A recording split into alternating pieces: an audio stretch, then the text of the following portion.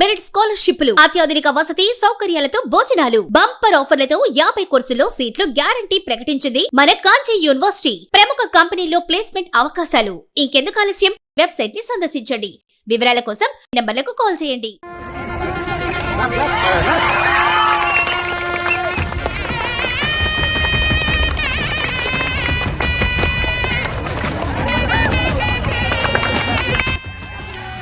ఏ విద్యార్థి అయినా సరే చదువులో ముందుండాలి, రాణించాలి.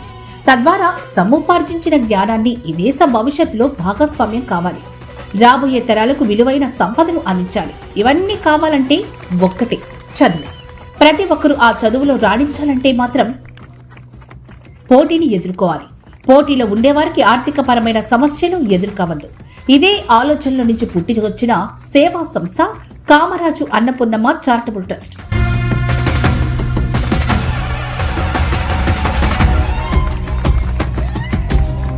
ఈ ట్రస్ట్ ఆధ్వర్యంలో విద్యాదానం పథకం ద్వారా వందలాది మంది విద్యార్థులకు స్కాలర్షిప్లే కాకుండా పూర్తి ఫీజులు చెల్లిస్తూ చదివిస్తున్నారు. ఇక ప్రభుత్వ పాఠశాలలోని విద్యార్థులకు కిట్స్ అందిస్తూ దుస్తులతో సంప్రదాయాన్ని నేర్పిస్తున్నారు. సంప్రదాయ పాఠశాల విద్యార్థులకు కూడా చక్కని దుస్తులు, పుస్తకాలు అందించి వారి చదువులో ట్రస్ట్ భాగస్వామ్యం అవుతోంది. ప్రణీత్ గ్రూప్ సీఎండీ కామరాజు నరేంద్ర కుమార్ తన జీవితంలో కూడా ఎన్నో ఆటుపోట్లు ఎదుర్కొని చదువుకు ప్రాధాన్యం ఇవ్వడం కూడా ఉన్నత స్థితికి చేరారు. తనకు వచ్చిన సమస్యలు ప్రతిభ కలిగిన పేద పిల్లలకు రాకూడదు అన్న సంకల్పంతోనే తన నానమ్మ పేరుతో ఏర్పాటు చేసిన కామరాజు అన్నపూర్ణమ్మ చారిటబుల్ ట్రస్ట్ ఇప్పటికే ఎందరో విద్యార్థులకు ఉన్నత చదువులకు పూర్తి ఫీజులు చెల్లించి వారి భవిష్యత్తుకు బాటలు వేసింది. దీంతో పాటు ట్రస్ట్ ఆధ్వర్యంలో నిర్వహిస్తున్న ఎన్నో కార్యక్రమాల్లో భాగంగా కడప జిల్లా ప్రొద్దుటూరు ప్రభుత్వ సాంకేతిక కళాశాలలో వివిధ కోర్సుల్లో విద్యాభ్యాసం చేస్తున్న దాదాపు 60 విద్యార్థులకు ఆర్థిక సహకారంతో పాటు ప్రతిభా పురస్కారాలను అందించారు. ప్రొద్దుటూరు పాలిటెక్నిక్ కళాశాల పూర్వ విద్యార్థి, 2 తెలుగు రాష్ట్రాల్లో నిర్మాణ రంగంలో పేరుగాంచిన ప్రముఖ బిల్డర్ కామరాజు నరేంద్ర కుమార్ చేతుల మీదుగా ఈ పురస్కారాలను అందించారు.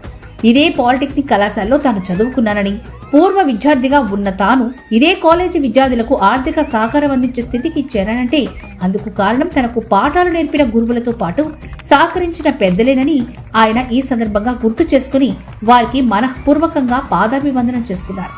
ప్రణీత్ నరేంద్ర కుమార్ తన నానమ్మ కామరాజు అన్నపూర్ణమ్మ, వారి తల్లిదండ్రులు, వారి అన్నయ్య కీర్తిశేషులు వెంకట సుబ్బ నరసింహారావుల జ్ఞాపకార్థం కళాశాలలో 1000 మంది విద్యార్థులకు కళాశాల సిబ్బందికి ట్రస్ట్ తరపున అన్న సమారాధన కార్యక్రమం నిర్వహించారు.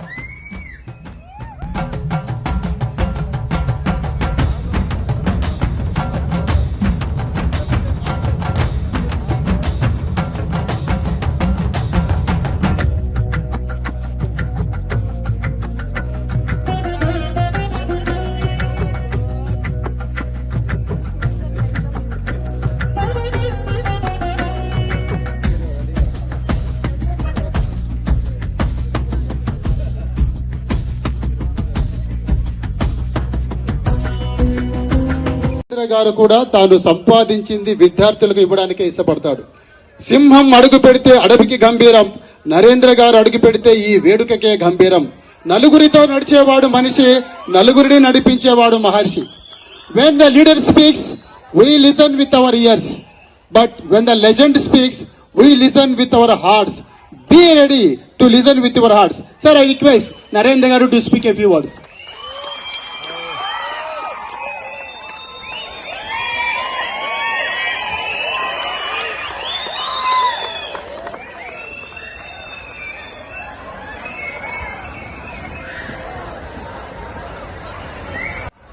అందరికీ నమస్కారం. సో ఈరోజు ఈ స్కాలర్షిప్స్ డిస్ట్రిబ్యూషన్ సందర్భంగా మిమ్మల్ని అందరినీ మళ్ళా కలుసుకోవడం చాలా సంతోషంగా ఉంది. ఇది ఇంతకుముందు గురుమూర్తి రెడ్డి గారు పెద్దలందరూ చెప్పినట్టు ఇది 4th ఇయర్ అసలు మనం చేసింది. సో కంటిన్యూస్ గా 4th ఇయర్ మనము ఈ ఈవెంట్ కండక్ట్ చేసుకుంటున్నాము.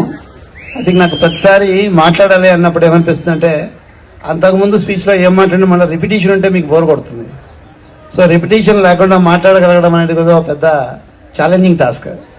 సో నేను ఈరోజు మీకు ఎక్కువగా ఏమీ బోధించడము లాంటిది చేయదలుచుకోలేదు. కాకపోతే first of all I would like to thank the organizers of this event today ఒక్కొక్కళ్ళని స్టేజ్ మీదకి పిలుస్తూ మీరు సినిమా పాటలు చాలా సింబాలిక్గా ఒక్కొక్కళ్ళకి సినిమా పాటలు బ్యాక్గ్రౌండ్లో ప్లే చేసి మమ్మల్ని ఇన్వైట్ చేశారు. చాలా బాగుంది. So we really enjoyed. So thank you very much.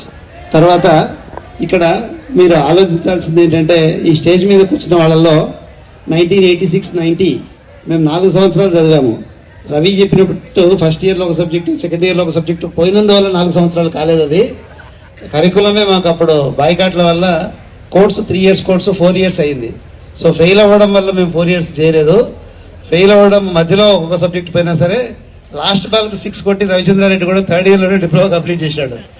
So ఇక్కడ స్టేజ్ మీద కూర్చున్న వాళ్ళంతా కూడా మా క్లాస్మేట్సే. సో మీరు అబ్జర్వ్ చేస్తే 1986లో మేము డిప్లొమా స్టార్ట్ అయ్యి 1990లో కంప్లీట్ అయితే కరెక్ట్గా ఈ టైంకి 40 ఇయర్స్ అయింది. 40 ఇయర్స్ నుంచి ఒక ఫ్రెండ్షిప్ అనేది మేము కంటిన్యూ చేస్తున్నాము.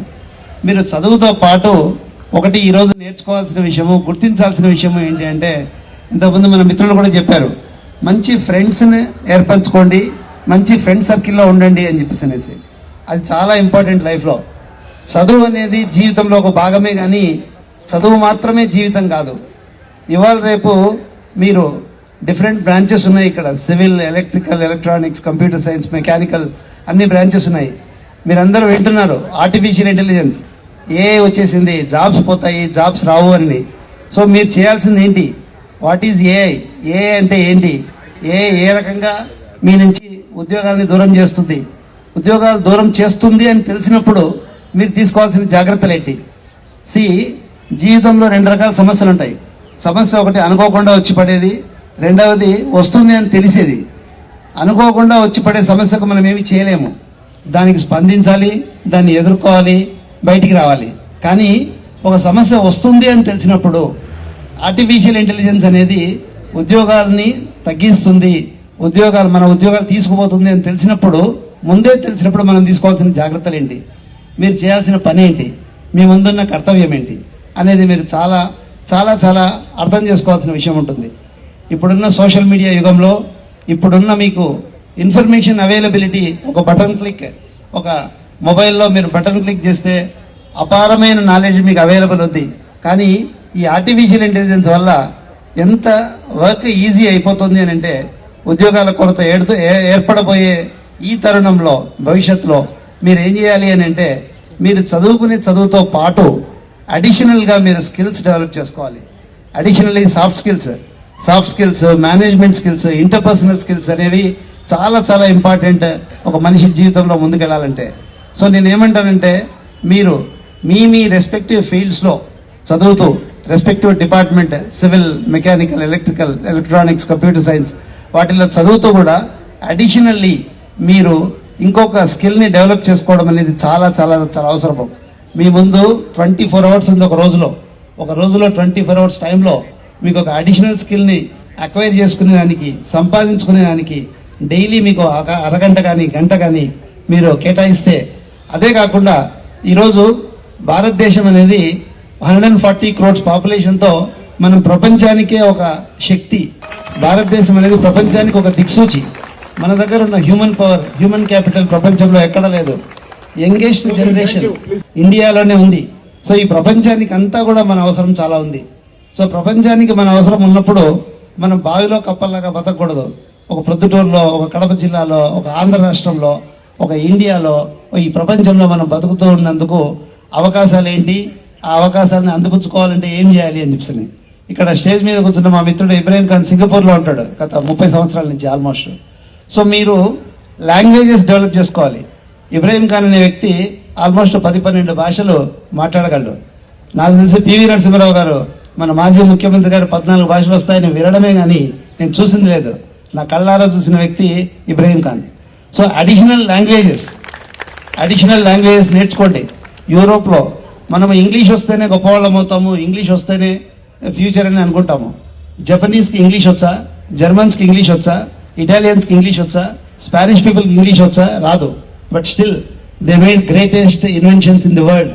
ప్రపంచానికి అత్యంత అద్భుతమైన గొప్ప గొప్ప ఆవిష్కరణలు చేసిన వాళ్ళు ముందున్నారు. సో ఇంగ్లీష్ మాత్రమే రిక్వైర్మెంట్ ఏం కాదు.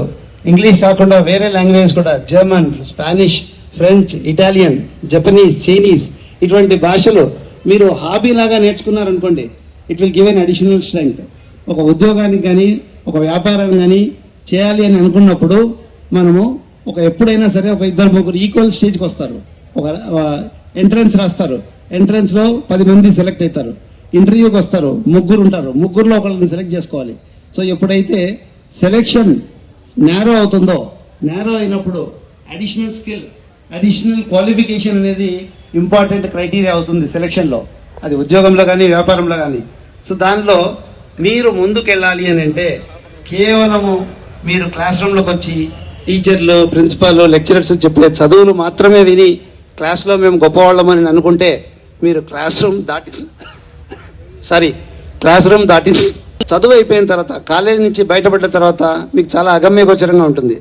సో మీరు మిమ్మల్ని మార్కెట్ చేసుకోవాలి, మీరు యూస్ఫుల్ ప్రోడక్ట్గా బయట కాలేజీ నుంచి బయటకు వచ్చిన తర్వాత సమాజానికి ఉపయోగపడాలి, దేశానికి ఉపయోగపడాలి, లేదు ఆర్గనైజేషన్స్కి మీరు ఉపయోగపడాలి అని అంటే మీ స్కిల్ సెట్ని మీరు అప్గ్రేడ్ చేసుకోవాలి, మీ అడిషనల్ స్కిల్స్ని మీరు యాడ్ చేసుకోవాలి.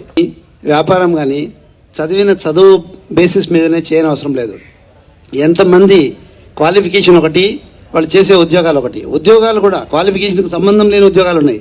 ఇప్పుడు ఫర్ ఎగ్జాంపుల్ మీరు డిప్లొమా చేస్తారు, తర్వాత గ్రాడ్యుయేషన్ చేస్తారు ఇంజనీరింగ్, చేసిన తర్వాత ఒక ఎంబీఏ చేస్తే మేనేజ్మెంట్ లైన్లో మీరు వెళ్ళొచ్చు. You can become a manager. You don't need to be working in your respective field of civil, electrical or mechanical చేయాల్సిన అవసరం లేదు. సో మేనేజ్మెంట్ అనే స్కిల్స్ మీరు డెవలప్ చేసుకోవాలి అని అంటే ఫస్ట్ ఆఫ్ ఆల్ మీరు ఏం చేయాలి, you have to be not just a team member. ప్రతి ఒక్కళ్ళు వాళ్ళ ఇండివిజువల్గా వాళ్ళ ప్రతిభను కానీ వాళ్ళ స్కిల్ని కానీ షోకేస్ చేస్తారు. కానీ ఒక టీం మెంబర్గా ఉండడం కంటే టీం లీడర్గా తయారవ్వడం అనే దానిలోనే భవిష్యత్తు ఉంటుంది. టీం లీడర్ ఉన్న వాళ్ళకే భవిష్యత్తులో ఎక్కువ అవకాశాలు ఉంటాయి. సో లీడర్షిప్ అనేది ఎలా వస్తుందంటే నలుగురిని కలుపుకొని పోవడము అనేది మీ క్లాస్లో మీరు నలుగురు ఫ్రెండ్స్ని చేసుకోలేని వాళ్ళు కాలేజీ అయిపోయిన తర్వాత సమాజంలో ముఖం తెలియని వాళ్ళు ఈరోజు కలుస్తారు, రేపు వెళ్ళిపోతారు. అటువంటి వాళ్ళతో మీరు ఏమి నెట్వర్క్ తయారు చేసుకోగలరు? సో ఇది చాలా గ్రేటెస్ట్ ప్లాట్ఫామ్. ఆఫ్టర్ 15 years డిప్లొమాలో జాయిన్ అయిన తర్వాత నెక్స్ట్ 3 years, 18 years ఆర్ 19 yearsకి మీరు బయటికి వెళ్ళే లోపల this is the most important period of everybody's life. ఆ 15 years నుంచి 18 years, 19 years లోపల మీరు చేసుకునే కనెక్షన్స్, మీరు చేసుకునే ఫ్రెండ్షిప్, మీరు చేసుకునే ఈ బాండింగ్ ఎవరితో అయితే మీరు డెవలప్ చేసుకుంటారో ఆ బాండింగ్ ఫర్ ఎవర్ ఉంటుంది.